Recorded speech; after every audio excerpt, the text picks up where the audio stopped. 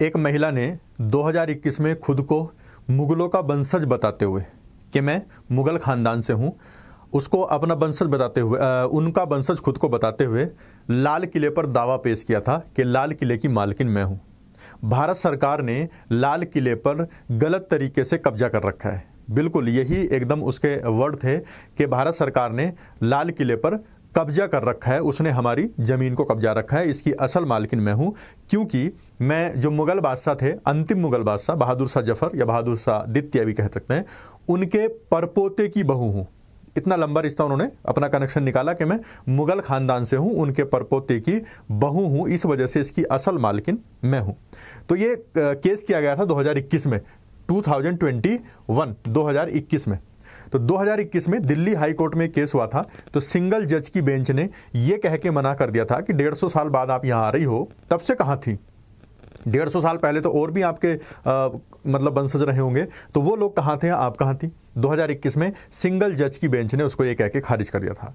तो 2021 से अब तक 2.5-3 साल के बाद फिर से उन्होंने एक अपील की, फिर से एक प्ली डाली और फिर से जो डबल जज की बेंच है उन्होंने ये कह के मना कर दिया कि अब अपील करने में आपने देर कर दी, 2.5 साल लगा दिए, और उन्होंने भी कैंसिल कर दी। तो इस सब पर हम चर्चा करेंगे, न्यूज़ क्या है, क्यों चर्चा में है, और उसके बाद लाल किले का हम इतिहास देखेंगे, इतिहास में हमारे लिए कैसे इंपॉर्टेंस इसकी बनी, और आते आते पहले दिल्ली सल्तनत में, फिर मुगल पीरियड में, उसके बाद जो ब्रिटिशर्स थे उनके टाइम में, और अब भारत सरकार में जब हम आज़ाद हो गए 15 अगस्त 1947 को, उसके बाद इसकी हमारे लिए क्या इंपॉर्टेंस है। तो ये खबर है, लाल किला हमारा है, कब्जा या मुआवजा दिलाइए। या तो वो बोल रही हैं कि कब्जा हमें दीजिए या इसका पैसा या मुआवजा हमें दीजिए। दिल्ली हाई कोर्ट में बोली थी अंतिम मुगल बादशाह की बहू सुल्ताना, ये इन्होंने कहा था। तो हाई कोर्ट ने इसमें क्या कहा है कि अपील 2.5 साल की देरी से की जा रही है, 2.5 साल से भी ज़्यादा देरी से आपने अपील की है, इस वजह से हम इसको खारिज कर रहे हैं। हालांकि सुल्ताना बेगम ने बताया कि वो अपनी खराब सेहत और बेटी के निधन के कारण अपील नहीं कर पाई थी, लेकिन कोर्ट ने ये दलील नहीं मानी है। उन्होंने बोला था कि मेरी बेटी का डेथ हो गई थी और टाइम नहीं था, इस वजह से उसने। तो अभी हम इस सब पे चर्चा करेंगे, उससे पहले मैं आपको एक गुड न्यूज़ दे देता हूँ। अनअकैडमी आपके लिए 50% ऑफ लेके आया है सभी कोर्सेज पर। जैसे अगर आप 18 महीने का कोर्स खरीदेंगे तो आपको 9 महीने का पेमेंट करना पड़ेगा, और 9 महीने का उस पर एक्सटेंशन मिल जाएगा फ्री। 24 महीने का कोर्स खरीदेंगे तो 12 महीने का पेमेंट करना पड़ेगा और 12 आपको एक्स्ट्रा मिल जाएंगे। 36 महीने का खरीदेंगे तो 18 महीने का पे करना पड़ेगा। बाकी इस नंबर पर आप कॉल कर सकते हैं डिटेल के लिए। खास बात इसकी है कि अनलिमिटेड आपको एक्सेस मिल जाएगा, क्योंकि अनअकैडमी आपको अनलिमिटेड एक्सेस देता है, कोई एक बैच नहीं देता है। बाकी ये बैच चल रहे हैं, 2026 के लिए आरंभ बैच है, 27 के लिए आगाज इंग्लिश में, और इंग्लिश में इग्नाइट बैच है। अनलिमिटेड एक्सेस मिलेगा आपको, सारा कॉम्प्रीहेंसिव जो सिलेबस आपको कवर होगा, 1-to-1 मेंटरशिप भी मिलेगी। अगर आपको ऑप्शनल ज्वाइन करना है तो 9 दिसंबर, 14 दिसंबर, 16, 20 और 26 दिसंबर से ये बैच स्टार्ट हो रहे हैं। हिस्ट्री, ज्योग्राफी, एंथ्रो, PSIR और सोशोलॉजी के ये ऑप्शनल बैच हैं। इनमें भी आपको मेंटरशिप के साथ साथ बाकी सारा सिलेबस कवर होगा। ये लाल किले की पिक्चर सब जानते हैं, हमारे लिए प्राइड का यानी कि प्राउड मूवमेंट होता है जब 15 अगस्त को हमारे जो प्रधानमंत्री यहाँ से झंडा फहराते हैं। तो ये हमारा सिंबल बन गया है, देश की आज़ादी का भी सिंबल बन गया। कैसे बना, हम सारी हिस्ट्री पढ़ेंगे, इसका बैकग्राउंड देखेंगे। ये हमारी आज़ादी का भी सिंबल बना, ये हमारी डिग्निटी, हमारी इंटीग्रिटी, सबका ये हमारा सिंबल बन गया। कैसे बना था वो हम देखेंगे। तो ये आप जब देख रहे हैं, अगर आप कभी लाल किला जाएंगे तो यहाँ से एंट्री गेट है, और ये एंट्री गेट वाला जो एरिया है ये लाहौरी गेट कहलाता है। इसके 2 गेट हैं, लाल किले के 2 गेट हैं, एक तो दिल्ली गेट कहलाता है, एक लाहौरी गेट कहलाता है। तो जो मेन जो एंट्री एरिया है, यहाँ से इसके अगर पीछे से हम देखेंगे तो यहाँ से एंट्री होती है, तो ये लाहौरी गेट है। लाहौरी क्यों इसका नाम पड़ा था? जो अहमद लाहौरी थे एक, जिसने इसका आर्किटेक्ट बनाया था, अहमद लाहौरी, जिन्होंने इसका आर्किटेक्ट बनाया था, तो इसलिए इसका नाम जो है लाहौरी के नाम पे। एक दिल्ली गेट है, वो पीछे की साइड है, दूसरी साइड पर मेन जो एंट्री गेट है वो यही है, लाहौरी गेट। तो इस तरह आप इसको देखते रहते होंगे, सबको पता ही है, प्रधानमंत्री यहाँ से भाषण देते हैं, देश को संबोधित करते हैं। तो सबसे पहले इसका बैकग्राउंड क्या है, पहले तो न्यूज़ देखेंगे, उसके बाद इसका देखेंगे बैकग्राउंड। तो जो सुल्ताना बेगम है, इन्होंने एक प्ली कह सकते हैं आप, अपील दायर की थी अभी फिलहाल, जिसको हाई कोर्ट ने खारिज कर दिया, ये कह के कि आपने अपील 2.5 साल लेट की है, और इन्होंने दलील भी दी थी लेकिन हाई कोर्ट ने नहीं मानी। लेकिन इसको जो एक तो जस्टिस का नाम आप याद रख लेंगे, जस्टिस तुषार राव और जस्टिस बिभू बाखल, तो बाखरू, इन्होंने दोनों ने इसको मतलब देरी कह के खारिज कर दिया कि आपकी जो प्ली है या अपील है वो देरी से आई थी। सबसे पहले जो केस आया था ये 20 दिसंबर 2021 को आया था। हाई कोर्ट में इन्होंने एक अर्जी दायर की थी कि इसके मालिक हम हैं, जिसको भारत सरकार ने कब्जा कर रखा है, मतलब इलीगल कब्जा है भारत सरकार का, इसके असल मालिक हम हैं। तो कोर्ट ने कह दिया था कि 150 साल से ज़्यादा हो गए, तब से आप कहाँ थे, इतनी देरी से आप कोर्ट में आ रहे हैं, ये कोई वजह नहीं है। सुल्ताना बेगम को बहादुर शाह जफर द्वितीय का वंश बताते हुए उन्होंने लाल किले की असली मालिकिन बताया था। उन्होंने बोला था कि 1862 के नवंबर में जो बहादुर शाह द्वितीय थे उनकी डेथ हो गई थी 82 साल की उम्र में, और उसके बाद जो है अवैध रूप से कब्जा कर रखा है किसने, भारत सरकार ने। भारत सरकार ने जब ब्रिटिशर्स से आज़ादी मिली तो भारत सरकार ने इस पर अवैध रूप से कब्जा कर रखा है, असल मालिकिन इसके हम है। तो ये था इसका बैकग्राउंड, मतलब जो इसकी अपील हुई थी उसका बैकग्राउंड। तो अभी हम देखते हैं लाल किले के बारे में। मेन न्यूज़ क्या है, न्यूज़ के एवज में हम पढ़ रहे हैं, सिर्फ न्यूज़ क्या है उस पर थोड़ा सा देखा है, बाकी लाल किले के बारे में पढ़ेंगे। रेड फोर्ट या लाल किला, इसको लाल क्यों कहते हैं? पत्थर का यहाँ जो रंग है वो लाल है, बहुत बड़े पैमाने पर लाल पत्थर का इसमें इस्तेमाल किया गया है और इसी वजह से इसको लाल किला कहते हैं। इसकी जो योजना है, जो ये किला बनाया गया है, उसके 8 कोण हैं। ओक्टागोनल इसको कह सकते हैं, अष्टकोणीय इसको बोल सकते हैं। इसमें पूरब और पश्चिम में 2 लंबी लंबी भुजाएं भी हैं। मतलब मेन क्या है, लाल पत्थर यूज हुआ है, इस वजह से इसको लाल किला कहते हैं। अष्टकोणीय इसका आकार है, ये ध्यान रखेंगे। और मेन जो आपको याद रखना है, क्वेश्चन जहां से बन सकता है, यूनेस्को की वर्ल्ड हेरिटेज इसकी लिस्ट में इसको शामिल किया गया है 2007 में। यूनेस्को की वर्ल्ड हेरिटेज साइट में इसको शामिल किया गया है 2007 में, 2007 में। और एक और इम्पोर्टेंट चीज़ है, जब आप नया वाला जो अभी हमारे पास 500 का नोट है, हमारी जो करेंसी है, उस नोट के पीछे अगर देखेंगे तो इसका चिन्ह बना हुआ है, मतलब इसका पिक्चर लगी हुई है लाल किले की। तो लाल किले की पिक्चर 500 रुपये के नोट पे ऐसा सवाल बन जाता है। दूसरा, यूनेस्को की विश्व धरोहर में या हेरिटेज साइट में इसको शामिल किया गया 2007 में, ये भी आप रखेंगे। और एक चीज़ और ध्यान रखेंगे, ASI भारतीय पुरातत्व सर्वेक्षण या archaeological survey of India, ASI इसकी देखरेख करता है। पहले 2003 तक, आप कह सकते हैं 2003 तक, जब हम 15 अगस्त 1947 को आज़ाद हुए तो 1947 को ब्रिटिशर्स से जिसने इसको अपने जिम्मे लिया था वो तो भारतीय सेना या आर्मी। तो 2003 तक, 1947 से 2003 तक इसको देखरेख करती थी, इस पे कब्जा कह सकते हैं किसका था, हमारी सेना का या आर्मी का कब्जा था। लेकिन 2003 में इन्होंने जो भारतीय पुरातत्व सर्वेक्षण है, इनको इसका जो जिम्मा है वो सौंप दिया था। तो 1947 को जो कब्जा मिला था ब्रिटिशर्स से, वो भारतीय सेना को मिला था। तो अब इसको ASI देखता है और वही ASI यहाँ पर गैलरी वगैरह का इंतजाम करता है, जहाँ पर संग्रहालय वगैरह हैं, ऑडियो गाइड हैं, लाइट साउंड शो वगैरह हैं, ये सब कौन, या म्यूजियम वगैरह, ये सब कौन देखता है? अब ASI देखता है, आर्कियोलॉजिकल सर्वे ऑफ इंडिया देखता है।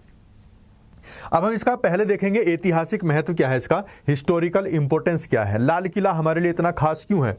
अगर हम शुरू करें 1206 से 1506 तक के टाइम पर, 1206 जब इल्तुतमिश का टाइम था, उसी टाइम से जो दिल्ली थी ये काफ़ी इंपॉर्टेंट हो गई थी दिल्ली सल्तनत, यानी कि तुर्क शासन के लिए, तुर्क शासक के लिए, भारत के लिए।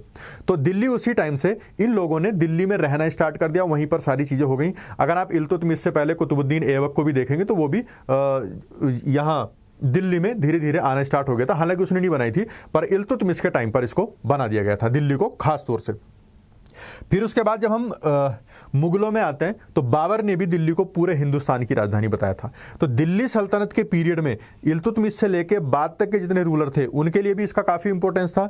फिर उसके बाद बाबर ने खुद कहा है कि दिल्ली जो है पूरे हिंदुस्तान की राजधानी है। उसके बाद जब अकबर का टाइम आया, अकबर ने अपनी राजधानी, अपनी कैपिटल आगरा ट्रांसफ़र कर दी। आपको पता है आगरा फतेहपुर सीकरी, तो वहाँ पर वो अपनी कैपिटल को ले गया। लेकिन फिर भी दिल्ली की इंपॉर्टेंस इतनी थी कि शाहजहाँ ने 1648 में दिल्ली वापस आया और वहाँ पर शाहजहानाबाद बसाया। शाहजहानाबाद वो एरिया है आज भी जो पुरानी दिल्ली वाला एरिया है।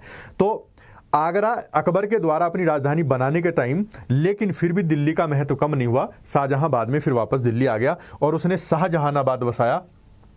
और ये वही शाहजहानाबाद है जो आजकल की पुरानी दिल्ली है। शाहजहाँ को ही माना जाता है, शाहजहाँ ने ही लाल किले की नींव रखी थी। तो ये इंपॉर्टेंट चीज़ें हैं आपके लिए, लाल किले के बारे में आपको पता होनी चाहिए। फिर बाद में क्या हुआ, जब औरंगजेब के बाद औरंगजेब की मृत्यु हो गई, तो औरंगजेब के बाद जो रूलर थे, मुगल रूलर, वो उतने अच्छे नहीं थे, वो उतने ताकतवर नहीं थे, वो उतने मतलब कह सकते हैं कि शासन प्रशासन को चलाने में सक्षम नहीं थे, वो सब अय्याशियों में डूब गए थे। तो अय्याशियों में डूबने के बाद भी इतने लंबे टाइम से 1206 से दिल्ली का महत्व पूरे देश की जनता में बन गया था। तो दिल्ली अपने आप में एक रुतबा रखती थी। तो जो लोग थे भारत के, वो आज भी दिल्ली को अपनी राजधानी के तौर पे देखते थे, अपने प्राइड के तौर पे देखते थे। तो अब जो है सिंबॉलिक महत्व हो गया था, इसका सिंबॉलिक इंपॉर्टेंस हो गई थी, लेकिन बनी हुई अभी भी थी। जो दिल्ली के सुल्तान थे, मुगल सुल्तान, वो खत्म हो गए थे, उनके बीच में उनके पास कुछ नहीं बचा था। तो अब 18वीं सदी आते आते जो मुगल सम्राट थे, अधिकांश क्षेत्र और शक्तियां उन्होंने खो दी, लेकिन समाज के कुछ वर्ग आज भी उनको प्रतीक के रूप में मानते थे। और इसका सबसे बड़ा एग्जाम्पल कौन सा था? 1857 की क्रांति, 1857 का विद्रोह। 1857 का जब विद्रोह हुआ, भारतीय सिपाहियों ने विद्रोह कर दिया, उसके बाद जब वो विद्रोह करके जो सैनिक थे मेरठ से दिल्ली की ओर कूच किए, वो कहीं और भी जा सकते थे, या मेरठ में भी गढ़ बना सकते थे और किसी और जगह भी जा सकते थे, लेकिन वो कहां गए? 1857 का विद्रोह करके अगले दिन सुबह सुबह दिल्ली पहुंच गए और उन्होंने जाके किसका गेट खटखटाया? लाल किले का। और लाल किले में कौन था? बहादुर शाह द्वितीय, यानी कि बहादुर शाह जफर। और उन्होंने सिंबॉलिक सरदार अपना घोषित कर दिया, सम्राट घोषित कर दिया उनको कि आप देश के सम्राट हैं, आप शासन चलाएंगे। वो अलग बात है, 1857 की क्रांति को दबा दिया गया, लेकिन उनका जो सिंबॉलिक सरदार या सिंबॉलिक सम्राट था, वो कौन बना? बहादुर शाह जफर। इससे ये आइडिया लगाया जा सकता है कि 1206 से या उसके बाद मुगलों के बाद भी 1857 तक जब हम क्रांति कर रहे हैं, जब हम अंग्रेजों को भगा रहे हैं, अंग्रेजों से लड़ रहे हैं, तो जनता के दिल में आज भी सम्राट की रिस्पेक्ट थी और लोग वहां पर वो गए और उन्होंने उनको बोला कि देश के आप सम्राट बनिए, देश का जो कार्यभार है वापस संभालिए। वो संभाल नहीं पाए, उम्र ज्यादा थी, लेकिन वो अलग मसला है। पर भरोसा जिस पे हमें होगा उसी को तो हम जिम्मेदारी सौंपते हैं। तो इसीलिए उन पे 1857 तक भी मुगल बादशाहों पर भरोसा था।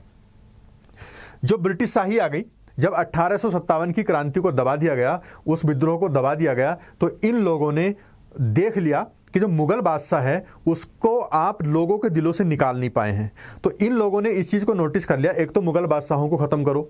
उसी टाइम 1857 की क्रांति को दबाने के बाद इन्होंने इनको रंगून निर्वासित कर दिया, जो बहादुर शाह जफर थे, इनकी बाद में डेथ हो गई थी। और इनके जो बेटे थे उनके सर काट काट के इनके सामने पेश कर दिए थे, थालियों में सजाकर। वो सब कहानी अलग है। मेन क्या है, इन्होंने सबसे ज़्यादा चोट करी मुगल बादशाहों पर, और मुगल जो उनके स्ट्रक्चर बने हुए थे। तो इनको पता लग गया कि लाल किला, क्योंकि जो सैनिक थे विद्रोह करके लाल किले की साइड गए थे, कि लाल किले को ख़त्म करना बहुत ज़रूरी है और मुगल बादशाहों की जो पहचान है उसको मिटाना बहुत ज़रूरी है। तो इन्होंने दोनों को ख़त्म कर दिया। जब दिल्ली पर ब्रिटिश कब्जा हो गया 1857 क्रांति के बाद, तो इन्होंने शाहजहानाबाद, जो पुरानी दिल्ली थी, उसको पूरी तरह से बर्बाद कर दिया। और जो आप देखेंगे आज का लाल किला, वो असल लाल किला नहीं है, मतलब अंदर की बहुत सारी स्ट्रक्चर इन्होंने बर्बाद कर दी, तोड़ दी। बहुत लगभग 60% तक इन्होंने तोड़ दिया और अपनी स्ट्रक्चर वहां पे बना दी। आप जब लाल किले के अंदर जाएंगे तो बहुत सारी चीज़ें अंग्रेजों की बनाई हुई हैं अपनी अंदर में, तो वो सारी चीज़ें ध्वस्त कर दी और उसको अपनी छाप छोड़ दी उन्होंने, मुगलों की छाप खत्म कर दी। लाल किले को तो इन्होंने छोड़ दिया, बाकी जो अंदर की भव्यता थी उसको इन्होंने छीन लिया, अपनी कलाकृतियां ला दी, सब कुछ लूट के ले गए, आंतरिक संरचनाओं को चेंज कर दिया, ब्रिटिश इमारतों में उसको बदल दिया। जो मुगल इमारतें थी अंदर की, वो बदल के इन्होंने चेंज कर दी अपनी ब्रिटिश इमारतों में। इस परिवर्तन ने लाल किले पर ब्रिटिश शाही अधिकार की अमिट छाप छोड़ दी, क्योंकि इन्होंने ये भांप लिया था, ये जान लिया था कि लाल किले को ख़त्म करना मतलब मुगल बादशाहत को ख़त्म करना है। तो मुगल बादशाहत को भी इन्होंने ख़त्म कर दिया, लाल किले को भी ख़त्म कर दिया, उसको ख़त्म करके झंडा लगा दिया किसका? ब्रिटिश का। अब इससे इनको डिसाइड हो गया कि अब हम इसके मालिक हैं। तो इसी तरह से जब इंडियन गवर्नमेंट थी 1947 की, जब हम देख रहे होते हुए, जब वहाँ दिल्ली सल्तनत का शासन था, फिर मुगलों का आया, फिर ब्रिटिशर्स आए, तो उसी लाल किले पर अपना झंडा या अपनी जो है मालिकात कह सकते हैं, मिल्कियत वहाँ पर जमा रहे। तो ये एक प्रतीक बन गया था कि भारत का शासन अगर मुगलों के पास है तो उनके पास वो होना चाहिए लाल किला, अगर ब्रिटिशर्स के पास है तो लाल किले पर कब्जा होना चाहिए। तो लाल किला एक प्रतीक बन गया, एक सिंबल बन गया भारत पर शासन का, रूल का। तो इसीलिए जब ब्रिटिशर्स से भारत सरकार को या भारत के हाथ में ये शासन आया तो उनको भी क्या मिला? उनको भी करना पड़ा क्या? कि वहां पर हमारा तिरंगा लहराएगा, अब ब्रिटिशर्स का झंडा हटेगा, हमारा लहराएगा। तो प्रतीकात्मक अधिकार का उपयोग होने लग गया। अंग्रेजों ने दिल्ली की प्रतीकात्मक शक्ति को पहचान लिया, इनको पता था दिल्ली की जो जनता है भारत की, दिल्ली के लिए बहुत ज़्यादा सीरियस है, या कह सकते हैं बहुत इमोशनल है। तो अब इन्होंने पूरी तरह से सिंबॉलिक रूप से दिल्ली को या लाल किले को अपने कब्जे में लिया और 1911 में एक दरबार लगाया वहाँ पर। इनकी जो राजधानी थी, आपको पता है अंग्रेज पहले कहाँ थे, पश्चिम बंगाल में, तो इन्होंने अपना जो गढ़ बना रखा था वो कलकत्ता को बना रखा था। तो भारत की राजधानी इन्होंने कलकत्ता से 1911 में दिल्ली ट्रांसफ़र कर ली। तो लोगों के मन में बैठाने के लिए कि अब हम आप पे कब्जा कर चुके हैं, तो ये इन्होंने उसको मजबूत कर लिया, कुछ समारोह वगैरह करें और दिल्ली दरबार लगाया। अपनी राजधानी इन्होंने भारत की जो अपनी राजधानी थी इन्होंने भारत में, वो दिल्ली स्थानांतरित कर दी और नए शहर का इन्होंने अपने हिसाब से निर्माण कराया। जो मुगलों के मतलब कह सकते हैं कि आर्किटेक्चर था, उसको इन्होंने ख़त्म करना स्टार्ट कर दिया और अपनी तरह के इन्होंने घर बनाए या अपनी तरह के वहाँ पर बिल्डिंग्स बनाई। अब लाल किला कैसे भारतीय स्वतंत्रता दिवस समारोह का स्थल बन गया? इंडिपेंडेंस डे हम सेलिब्रेट करते हैं, कैसे बना आपको पता है? मुगलों ने वहाँ पे कब्जा किया, वो भी कब्जा कर रहे थे, या ये इन्होंने कब्जा किया? तो एक वो सिंबल बन गया था कि अगर भारत पे आप शासन कर रहे हैं तो आप कहाँ पर होंगे? लाल किले पर। तो इसी वजह से हमारी भी एक सिंबल अगर हम कहीं और ले जाते तो शायद उतना अच्छा ना लगता। सपोज करो कोई पहाड़ी है, चोटी भारत की है कश्मीर में, उस पर पाकिस्तान कब्जा कर ले और बाद में हम उससे छीने, तो हम क्या करेंगे? उसी चोटी पर अपना झंडा लहराएंगे, तभी तो हम कहलाएंगे कि हाँ हम यहाँ पहुँच गए हैं। तो ये एक सिंबल बन जाता है किसी जगह पर। तो इसी तरह से क्या हो गया था, लाल किला भी सिंबल बन गया इस चीज़ का कि अब हम भारत का रूल हमारे हाथ में है। तो भारत की जब आज़ादी हुई तो पहले प्रधानमंत्री बने जवाहरलाल नेहरू। इन्होंने भी अपना निर्णय लिया कि जो हम अपना राष्ट्रीय ध्वज तिरंगा है हम कहाँ फहराएंगे? लाल किले पर फहराएंगे। तो इन्होंने इसी वजह से डिसीजन लिया था कि अब अंग्रेजों को हमने निकाल दिया, अब सत्ता हमारे हाथ में आ गई है, अब तिरंगा हम लाल किले पर, अब लाल किले पर तिरंगा हमारा होगा। 15 अगस्त 1947 को प्रिंसेस पार्क है वहाँ पर इन्होंने तिरंगा फहराया जवाहरलाल नेहरू ने। और उसके बाद 16 अगस्त 1947 को अगले दिन इन्होंने लाल किले में ऐतिहासिक भाषण दिया था, उसका नाम था ट्रस्ट विद डेस्टिनी। तो ये चीज़ें आप याद कर सकते हैं। 15 अगस्त 1947 को तिरंगा फहराया था प्रिंसेस पार्क में जवाहरलाल नेहरू ने। 16 अगस्त को अपना भाषण, अपना लेक्चर दिया था ट्रस्ट विद डेस्टिनी में। ये इंपॉर्टेंट चीज़ें हैं, बहुत कम आपको मिलेंगी, तो इसको ध्यान रख लेना। अब फिर जो ब्रिटिश औपनिवेशिक शासन था उसको हटाकर हमारी सत्ता हमारे पास वापस आई थी, इसका ये सिंबल बन गया लाल किला। और उस पर जो हमारी संप्रभुता है, भारत की पहचान है, उस पर जोर देने के लिए एक प्रतीक बन गया था कि अब हमारे पास लाल किला है, उस पर हमारे पास हमारा जो है झंडा होना चाहिए। हर साल जो है तब से ये एक तरह से प्रथा बन गई हमारी। 15 अगस्त 1947 से लेके आज तक ये हमारी प्रथा बन गई है कि लाल किले पर भारत का जो प्रधानमंत्री है वो तिरंगा फहराता है और देश को संबोधित करता है। जैसे वहाँ पर जवाहरलाल नेहरू ने भाषण दिया था, देश को संबोधित किया था, उसी तरह से एक वो क्या बन गया, चलन बन गया है, ये एक प्रथा बन गई है भारत की कि हम हर साल यहाँ से हमारा प्रधानमंत्री तिरंगा फहराते हैं और उसके बाद देश को संबोधित करते हैं। और ये भारत का जो स्वतंत्रता दिवस समारोह है उसका एक हिस्सा बन गई और अभिन्न अंग बन गई, पहचान बन गई एक। तो बहुत सारी चीज़ें हमारी पहचान बन जाती ना। तो इस तरह से ये हिस्ट्री थी लाल किले की, कैसे लाल किला हमारे लिए इतना इंपॉर्टेंट है और इस पर कैसे किसी ने केस किया, और वो कैसे कैसे क्या क्या केस है उतना जरूरी नहीं था केस क्या है, मेन था इसका हिस्टोरिकल बैकग्राउंड, ये हमारे लिए इंपॉर्टेंट था। तो इस पर सवाल भी बन सकता है, आप एक बार इसको देख लेंगे। कला, संस्कृति और वास्तुकला के संदर्भ में भारतीय इतिहास में मुगल साम्राज्य के योगदान का मूल्यांकन कीजिए। क्या क्या योगदान किया है मुगल साम्राज्य ने? तो इस तरह से क्वेश्चन पूछ सकता है यूपीएससी, इसीलिए मुझे इंपॉर्टेंट लगा यूपीएससी के पॉइंट ऑफ व्यू से, तो मैं आपके सामने इसको लेके आया हूँ। तो आपकी इस केस के बारे में क्या राय है, लाल किले के बारे में क्या राय है, हमारा जो प्राइड है ये लाल किला, इसके बारे में आपकी क्या राय है? अपनी राय कमेंट सेक्शन में जरूर देना। तो आज के लिए इतने रखते हैं, उम्मीद है आपको सेशन अच्छा लगा होगा। फिर मिलेंगे नए सेशन में, तब तक के लिए बाय, थैंक्स फॉर वॉचिंग।